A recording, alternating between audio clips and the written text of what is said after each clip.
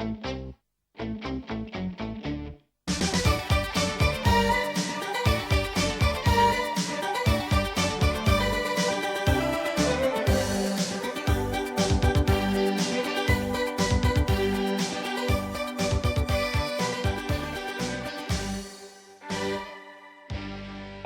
At 1 o'clock we'll have the birthday bit starring Lloyd and Barry Smith. No need for you to put your hand up, Lloyd, we know where you are. Cutting of the cake, etc. And so on. Then we'll move straight into the launching of the book. Mick Ford, where are you? Where's Dad? Mick? No, he's here somewhere. Yeah, Over so there. Mick, that's the one. He'll be doing the main part of the book launch and so on. There's quite a few people here who probably wouldn't know me from a bar of soap. I've only known Lloyd for about 30 years. My kids grew up with him. So I sort of feel like I'm trespassing when I look at some of the, the glimpses of what you guys have been up to at Yagon over the years. So I feel privileged that Lloyd has asked me to do this little bit as the MC and so on. That's basically it. So it's just a matter of mingling and enjoying till 1 o'clock, and then it'll all happen, and we'll hand over to Lloyd. Thanks, mate. Thank you. I was speaking, yeah, thanks, mate.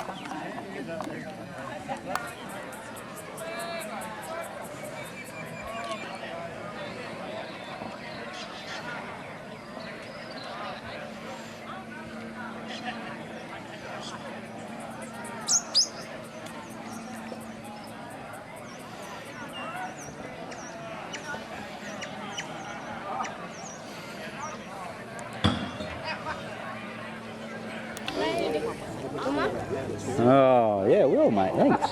Cheers. Oh, yeah. Like that. Thank you. How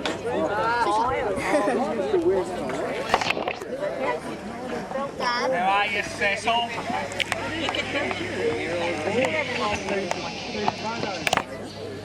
You right, Cecil?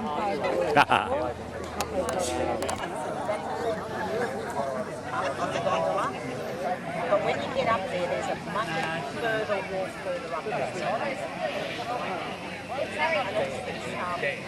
Walkways that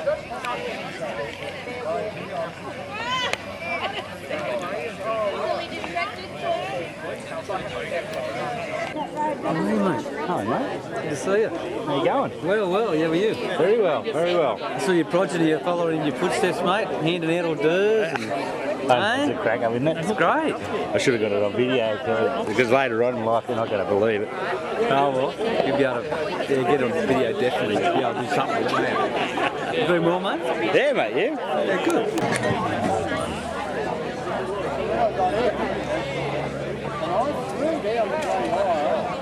They must have only had about 3,000 people with 3 and 4 and 5. Well,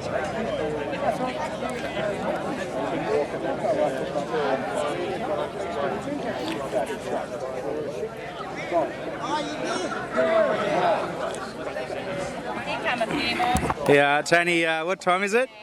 5 to 11. We're not stragglers at all. Hey, Kaz. Yeah, mate, how you doing? Hello.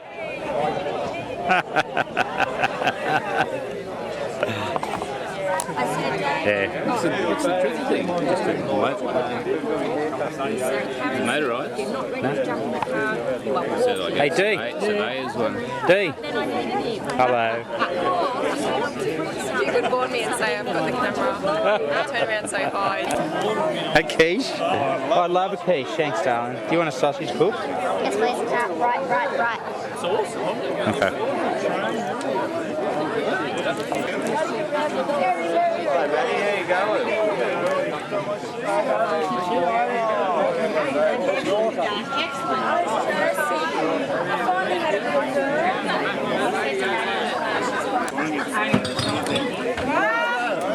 Hi, Pete. Hi, Scott. so many things. I'm really washed over.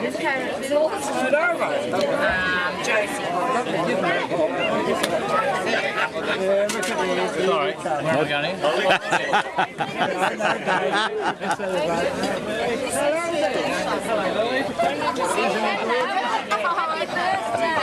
What was that, Grandma? Yeah. Oh, no. I hate it when they take it though.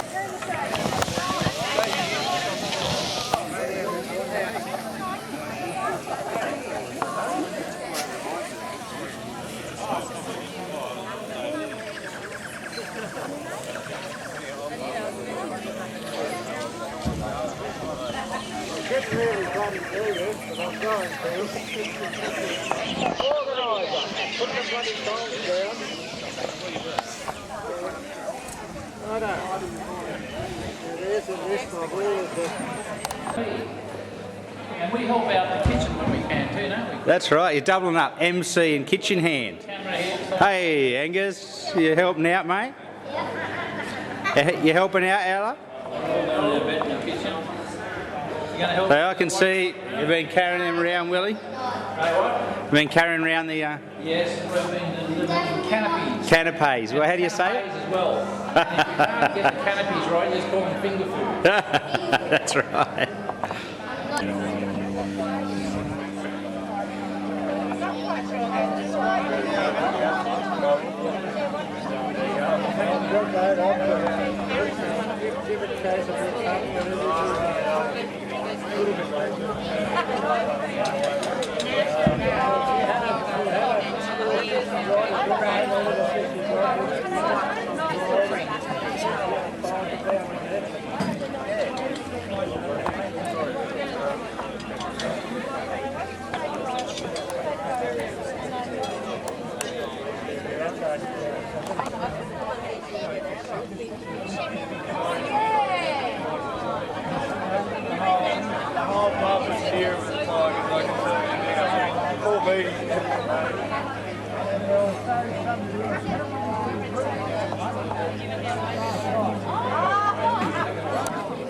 If this doesn't work, Chris, we're in trouble.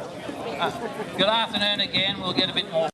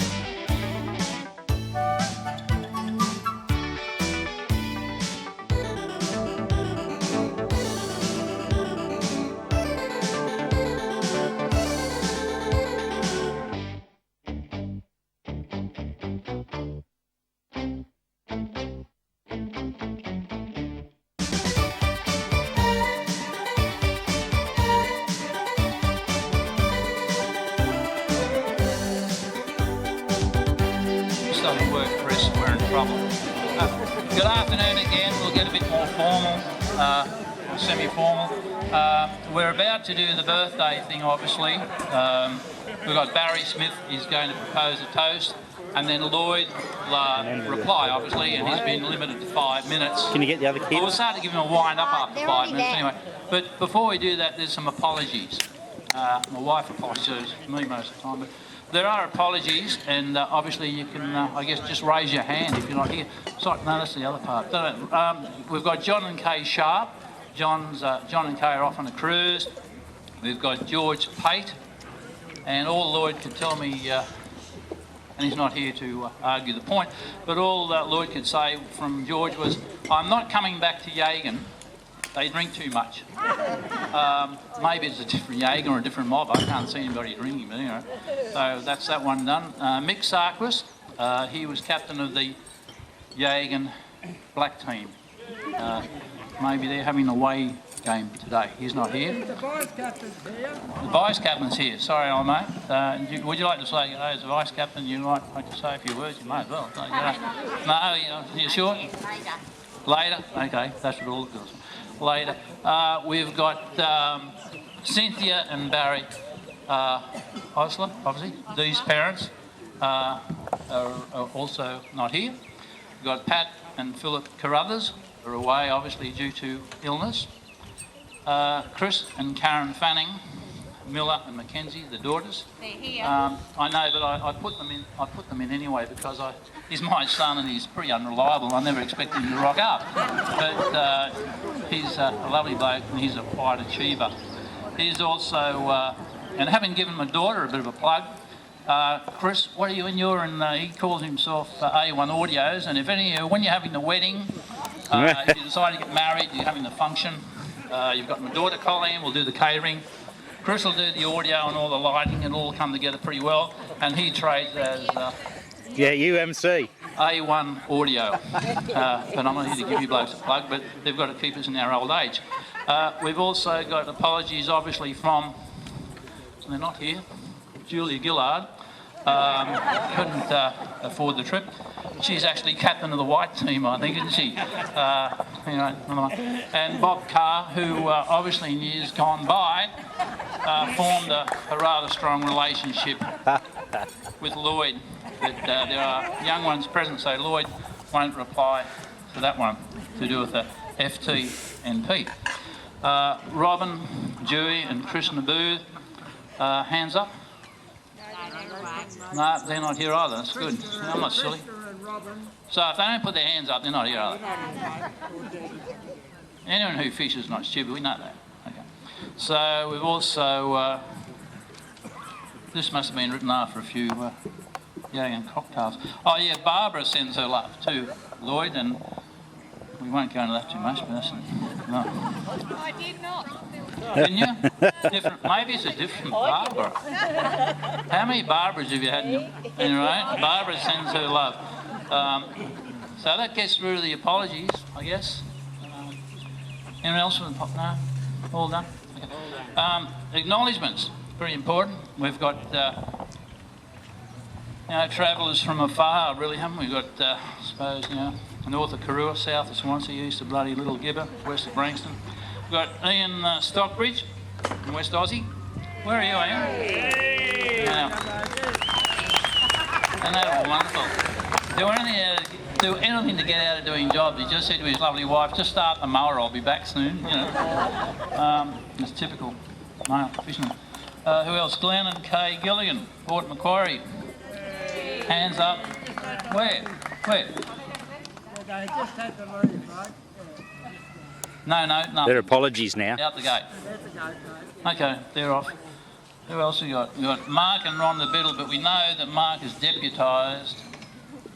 Got Matt. Yeah. Matt, where are you? I met you earlier on, mate. Lovely looking bloke. Where are you, mate? Where are you? Wait. Yeah, mate. Thanks, mate. That's excellent. From Sydney. But he'll even come to a do like this to get away from Sydney for a weekend. Glenn Morrison from Dubbo.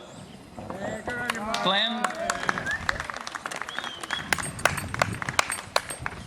What's that say? Don't you touch that darned generator. All right. Ben Crisp we've got from Blackhead. We got a Ben Crisp. That's a typo error, okay? I've never met half these buggers from the early days. Bev, sorry Bev, where are you? Bev? Red hat. In the Red hat. Oh, sorry Bev, you know nothing on Ben. Come on, stuff. Welcome. Who else have got? Doug and Sue from, oh yeah, this is a special one. Doug and Sue, that's not north of Karoo, but we figure they need a special mention. Wave to us, Doug. Doug and Sue. Doug, whilst Lloyd Crockett would say he tried to teach me how to fish for bass years ago on the Patterson River, Dougie would probably say that he tried to teach Lloyd how to fish for tailor off the beach. But we won't, it's a bit like a Balmain joke, isn't it? Sorry. Julie Duckworth. Where are you, Julie? Julie, where are you? You're last on the list. In fact, Lloyd said to me, don't include it. Don't worry about it. You just don't rate. He said, you don't even rate a mention. Sure you argued, Bill. I'm going to get in trouble here. The last one, I guess, and it's one I just tossed in, was my daughter Colleen, who you probably know by now, does a little bit of catering. I thought it'd be appropriate if we acknowledged her helpers and all those wonderful grandkids, this terrific generation. I think they're all pissed off and went to the lake, I think. It's absolutely, it's great, isn't it? Because even if you don't know them, you look at it and you see the stamp of the maker on them. They've got the wonderful looks of their parents. Isn't that Mr. Lever, Scott? I like it. Yeah. I'll video you more now. And I think that's about the end of the acknowledgements. Yeah, sorry, you've got to bear with me because some of us are getting a bit shabby here at the moment. Apologies, we've done acknowledgements. Acknowledgements, yeah, and I should say, I suppose, that there's other people in the park and we wouldn't like this to be anything like Lloyd's 50th birthday, which was not long ago, obviously, Lloyd, and we had to actually get the bush brigade in next morning with the fire hoses to settle the crew down. They were a bit, it turned out to be a bit of an orgy, didn't it, Lloyd? Okay. That's that one. I think we're all done. We might just call on Barry. Barry Smith. Put your hand up in case anybody, some people might know Barry. Put your hand up, anyway. Over to you. Thanks, Bill. I'm proud of you. Yeah, not like your retirement dinner. Went on for a little while. It gives me great pleasure to be able to propose a toast to Lloyd on this his 70th year. I've been his brother-in-law for 47 odd years now, and we've had some really great times. And obviously his life has touched the lives of many other people, as is evident of you all here today. And I'm sure that each and every one of you has your own special memory of Lloyd somewhere along the line, whether it be fishing, teaching, and a lot of other exploits that he got up to over the years. Suffice to say, we all know he's a really good bloke, so I won't go on and on. It's too hot for that. But I guess everybody knows in the last 5 years Lloyd's had a pretty tough time. But in typical fashion, he's overcome all the odds, and I'm sure I speak for everybody here today, Lloyd, that we're glad you did. And I'm sure all the people up at Aldi at Green Hills are pretty pleased too. So without any more ado, I'd like to ask you all to charge your glasses and drink a toast to Lloyd's 70th.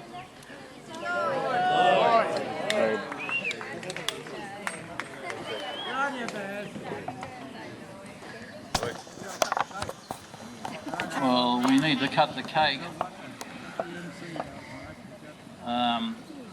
we actually need Lloyd to...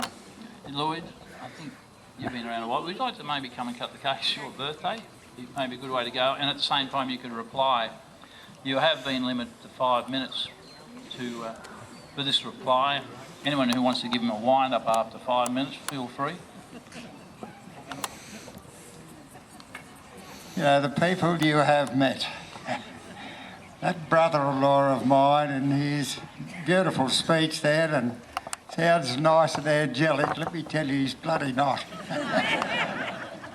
Some of the things he has done to me. And he made reference to my farewell speech at my retirement dinner. It still is a hell of an embarrassment to me. They tell me it went for about 3/4 of an hour.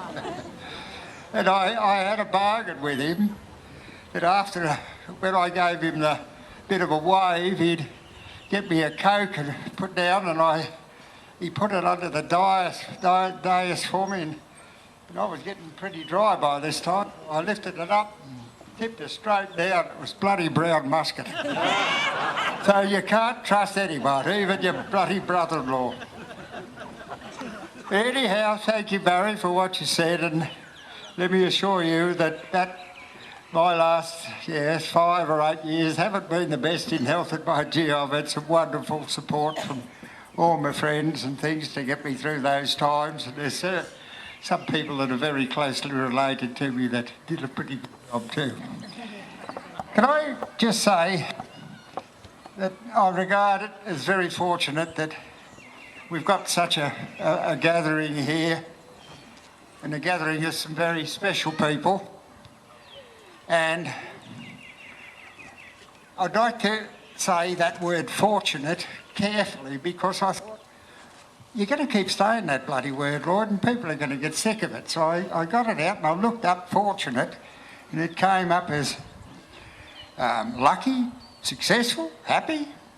Sounds pretty good to me. And then I looked above it, and it had fortuitous. And I thought, what's that? And it said, underneath it, do not confuse these two words.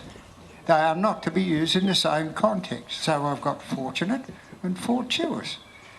And fortuitous means accidental, not planned, and it should not be used the same. And I thought about that for a while, and really, isn't that our life?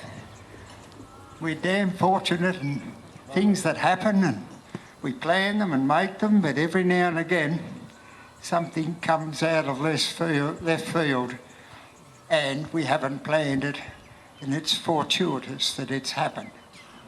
And let me assure you, in all of the time in my years, every now and again something has happened. It's been pretty wonderful.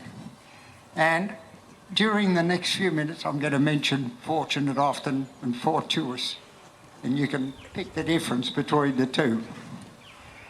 I would also remind everybody, those who don't know, that I grew up in Greta. My next door neighbour was Mick Ford, and we're still in our 60th years or 60-something years, we're still the greatest of mates, and I couldn't do without him. And he will tell you, he'll probably lie, but he'll tell you I was the quietest kid you could ever come across. Now, what did you say, Peter Smith? I said right. Look, I have a witness.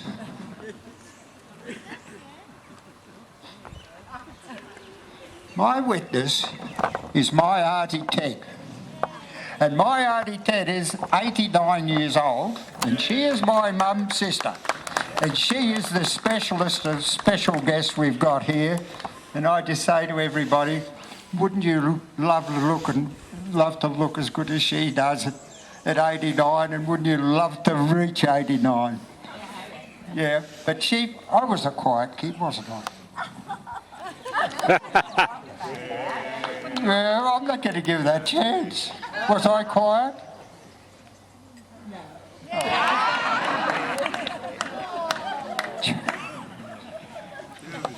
You know, Uncle Ted, Auntie Ted, isn't it amazing, you know? Always Uncle Ted and Auntie Ted, and I still call her Auntie Ted. Uncle Ted was my inspiration as a fisherman, and he used to give me a bloody hand line on Stockton Beach when I must have been about 8 or 9 year old, and send me down the beach, and I'd come back with the greatest tang you'll ever seen, and the sand crab all tangled up in it as proud as punch. And then, he kept me going, and he was the best beach fisherman I have ever come across. And boy, oh boy, some people know some of his exploits and have seen his photos. And I know he's listening to me now, and he would appreciate me saying that, I'm sure. Anyhow, I was a quiet kid, really quiet kid, and Teddy should have said yes. But fortuitously, my wife met a lady in a chemist shop called Barbara Pilgrim. And this lady, whose daughter is here today, called Julie, Margaret and this lady became great friends. And Barbara Pilgrim, at that stage, married Bill Gow. Somehow or another, I got tangled up in this little thing. And I think it's the biggest setup in my life, because I ended up, within a couple of days, of walking down the street hand in hand with a lady called Margaret Crew. And next year, that lady and I are going to celebrate 50 years of marriage, and it's our 50th year next year. I said to her yesterday, what are we going to do? And she said, we're not going to do anything, we're just going to go out for a quiet night. And I said, and I've got to read this because I have to get the quote right. I said, well, what the devil am I going to say about you tomorrow? She said, don't say anything except, how the devil did I put up with you? But Margaret was the eldest of a family of 4 daughters and a son. And let me tell you, particularly over the last 2 weeks, they've shown what a wonderful and close family they are. And our best wishes go to Auntie Pat at Brisbane Hospital, and let's hope that we can hear some good news in the next few days. But I became an only child. Now, see, as only child, I suddenly was thrust into a Crew family. And then the Crew family were connected to a heck of a big family called the Gilmore family. And that Gilmore family, and there's a couple of members just over here, were an enormous family.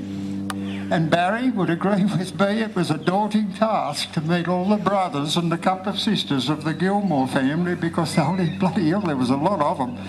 And every Christmas Eve we used to go up there. We used to have a wonderful time, and I'd never forget the times up at Pop Pilgrim's. A lot of the family aren't with us now, but Ron and Roma and Ben and Roma are, and Ray and Roma, I'm sorry. Good girl. And I thank those people for coming. Thanks, Ken. Thanks, Ray. And there's another good man, and plenty of people know Dick Gilmore, and I'm sure Dick would know what I'm talking about too, about big families. Anyhow, what I'm saying to you is, there was one Crockett, and then we got married, and there were 2 Crocketts, and there somewhere, there's some ugly looking characters around here, there are 3 more Crocketts, which made 5 Crocketts, and there are 2 really beautiful young ladies here, Deanna and Sonny, and I have 2 daughter-in-laws, and we have 7 Crocketts. So the Crockett family line, and I was the last, and I was the last namesake, there's 7 Crocketts. So that name's going to go on, unless there any other kids, any other people with Crockett's names? I tell you, there are 5 more just here. 5 of the best kids. I'm going to go backwards. There's Ella, she's the youngest. Then there's Seth, then there's Angus, then there's Matty, and then there's the oldest, Lily. So we've got 12 Crocketts. So I'm pretty confident things are going to be okay in the future. The next piece, I think, if I look at those, and my family, I'd just like to say to my friends, there were a lot of fortuitous things that happened to me, and somehow or another I met many of you on the course of something that jumped out. I went to Maitland Boys High School and I met that bloke Al too again there, and Pete Smith and a few other characters there. And then Teachers College, and when I went to Teachers College and finished, they gave me a posting, and it was fortuitously to Vasey Public School. And there were two people that took me into their home, and that was Tiny and Barbara Horn. And to those two people I owe an awful lot. And if we only knew it, it was the start of the Yagon days, because it was Tiny and Bill Gow and Alan Fairhall and myself that first got together and decided we better build a bloody hut at Yagon. But to Tiny and Barb and all those people up there, let me tell you, they taught me plenty, including how to drink brown musket. But that was very fortunate. Then I got another transfer to East Maitland Primary School. Herb King, the boss, was the best bloody boss I've ever come across. And many times when I had to make a decision as a principal, I could remember back to what Herb King used to do with us. But boy, he had his hands full, because there was a young male staff he had to get together and pull into gear. There was an Alan Wickham and a Trevor Black and a Peter Smith. And there was a George Pate. And I'm just trying to think else who was there at that time. And there was Ray Whiteley. And then after a few years, there was a executive teacher got posted there, and his name was Stockbridge. And there's a Stockbridge here near us now that I have thoroughly enjoyed of his company, and if he's not his old man's son, I'm a Dutchman, because every little mannerism and wonderful way that Bill had, it got. And when you pick up a certain book later this afternoon, Bill Stockbridge is mentioned so many times. I won't go into any details, or 40 will hit me in the ear. Then, when we lost Yagon, we went to Sandbar and Jimmy's Beach and Rhonda and Matthew Biddler here. And my worry is, like some of the places like Sandbar, I never saw a lot of people again. But where are you, Rhonda? I hope we can keep in contact, and because they're wonderful neighbours up there.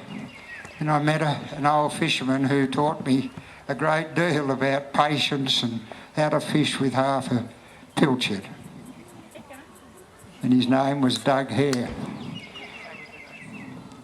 And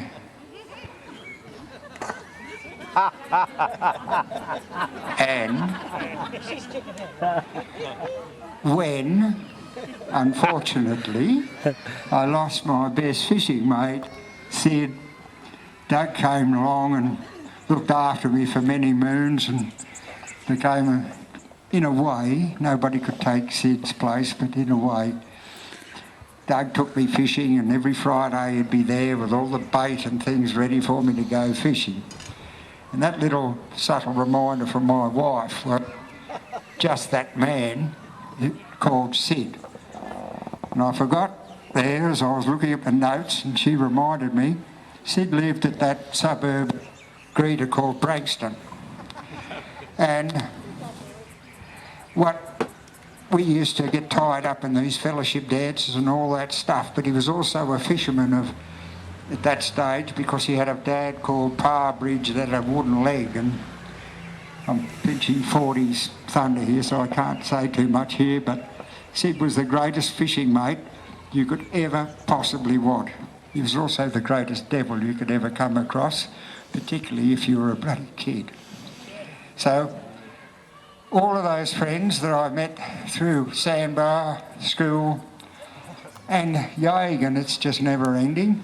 And I'm not going to try even to think to say all those people there. I looked there and I've forgotten other people at Jimmy's like Jean and Chris and Greg, and I'm sorry if I miss your name anywhere, I apologise. But all of you together have made my life, whether it's been fortunate or fortuitous occasion, you've made my life 70 years an incredible experience. And I thank you all for that, both my family and my friends.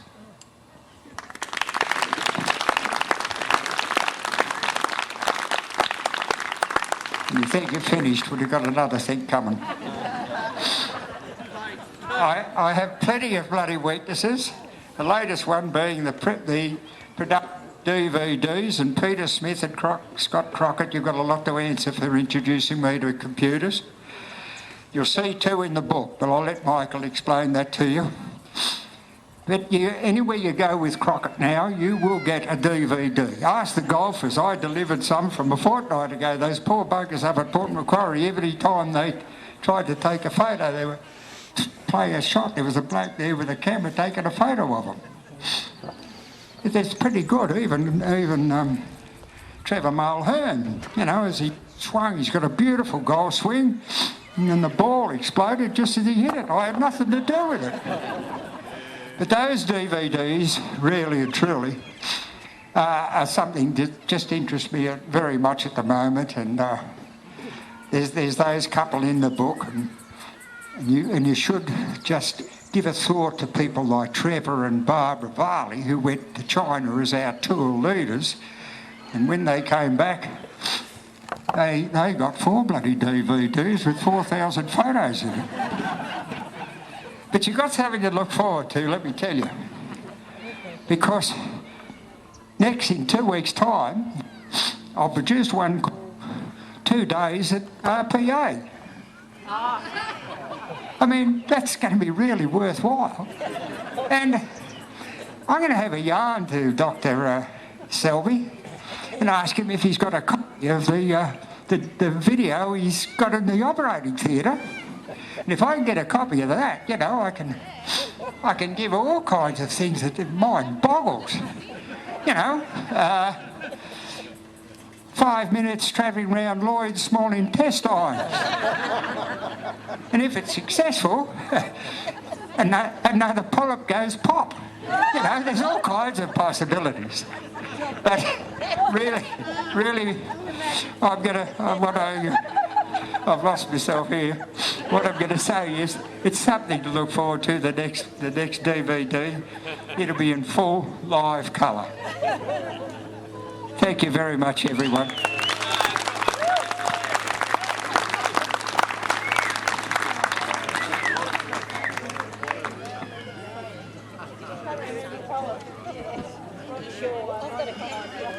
I'm glad we gave him the wind-up.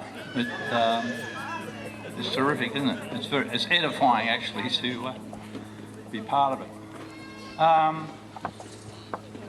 I suppose we all should sing Happy Birthday at the same time. Before we go into that, oh my God, just on or off this gear. Let me finish the first whammy. This is... Oh, that's something for me to look forward to. If you all clap loud enough, I'm... No? You right, mate? No, sit down. Sit down. You can see yourself. Before we move to the next bit of the evening or the afternoon, is there anyone else who'd like to say a few words about the birthday bit? I mean, you know, Lloyd replied, but maybe it warrants a word. What about Paul Crockett? Where are you? God, you got your old man's looks, haven't you? Paul, come on. No, now Margaret's got a few words to say, though. Never miss an opportunity to get a microphone in your hand. Right. I just want to add a few words because, as everyone knows, well, Lloyd's told you next week's our 50th wedding anniversary. Now, I've known Lloyd since he was 17, and quite a few others have known him since that age or before. Those who've known Lloyd for many years will understand that I've chosen to talk about today his passions and hobbies. Right. His passions are not all hobbies, but all his hobbies become passions. You understand? He's passionate about his family, including his extended family and friends. He's passionate about, or was passionate about, teaching, and he always wanted to become a teacher from the time I first met him. He's passionate about defeating illnesses that he has had in the last few years. His hobbies over the years, wait for this, have been collecting stamps, coins, rocks, shells, sport, cricket, footy and golf on and off, computer games, painting, camping, gardening. Hang on. Oh yeah, just one. Pickle making, travelling Australia, classical music, photography, raising koi carp, casino games, crosswords, the tigers, and annoying people about purple. And keeping meticulous records of fishing spots, Yagon sandbar jimmies, including weather, conditions and catches. It's now extended to photography on a more extensive scale with DVDs of everything. Travelling overseas, and he still has the tigers and the knights are sort of snuck in a little bit, and purple's still there. But his strongest hobby or passion is always fishing, and it's never wavered. Lloyd can always entertain himself, not always doing the jobs that I line up. So life is always busy, sometimes frustrating, but never boring. So happy 70th, Lloyd. And remember, watch for the eyes glazing over.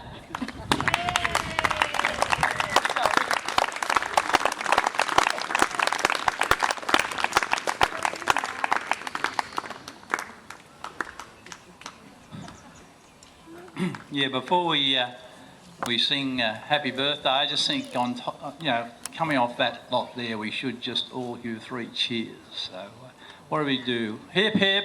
Hooray! Hip hip. Hooray! Hip hip. Hooray! Beautiful. Thanks very much, Crocus, for making our lives that much better. Paul, were you going to embarrass yourself or embarrass someone? Come over. You're going to say some bloody words up here? Come on. Come on. Paul and Steve. No. Who brought your name up? Was it Steve? Where are you, Steve? Steve! On video, mate, I can't read. Yeah, well, that's gone down the gurgler, that one, hasn't it? Not to worry. All right, you're given your bloody opportunity. Sorry, girls. Kids. Hello, Sue, thanks very much. Sue, say a few words. I don't know whether you'll be pleased with this. I'm not much of a singer, but I think we should sing him Happy Birthday. So let's all get together and give him a good cheer. Happy birthday to you. You coming? We'll do this together. What You're missing out on that. No, I'm not missing out, but I'm not talented. We've got the younger generation here, and would you like to come out where we can see you? Can we come out where we can see you in the sunlight? You know, lovely faces, and you're going to. So while we just play, they're going to accompany the singing. Lloyd, bring your vocals over here, mate, please. You are part of this thing. Oh, look. Okay, sorry, we'll cut the cake. Let him cut the cake. Okay. Cut it quickly, we can't wait too long for this.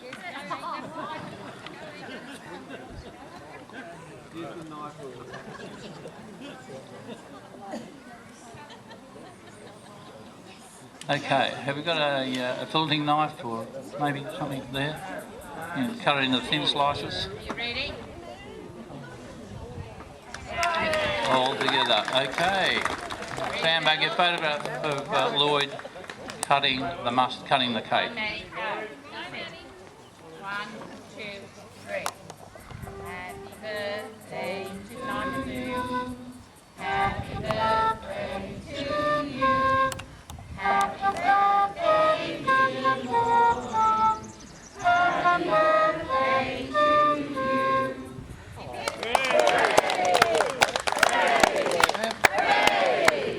Wonderful. Thanks very much.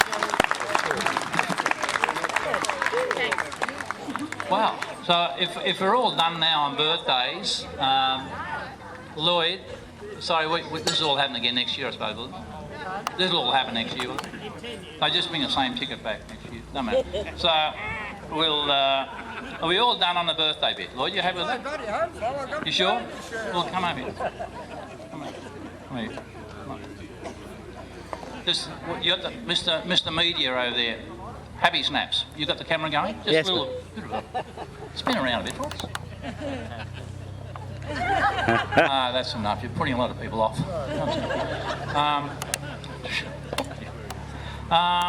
Where do we go now? We go on to the book launch. So we need to call on Mick Ford, and this is going to be bigger than Ben-Hur, I believe, to conduct the formal/informal book presentation, and then Lloyd will say a few words. Mick, where are you? Mick? Michael? Put your hands up if you're Michael. Mick, where are you? Where is he? I played golf with him last week. You should know his bloody face. Where is he? I'm Michael. It's got Michael. He's going to swing down from a tree, or? Put your hands up. He's on the way, is he? Okay, so all right. Hey, Steve. Crockett, you sure you want to go ahead with this, Mick? The place Give him a doesn't hand. close till 6 p.m. Got plenty of time. The gates close at 6. Mick?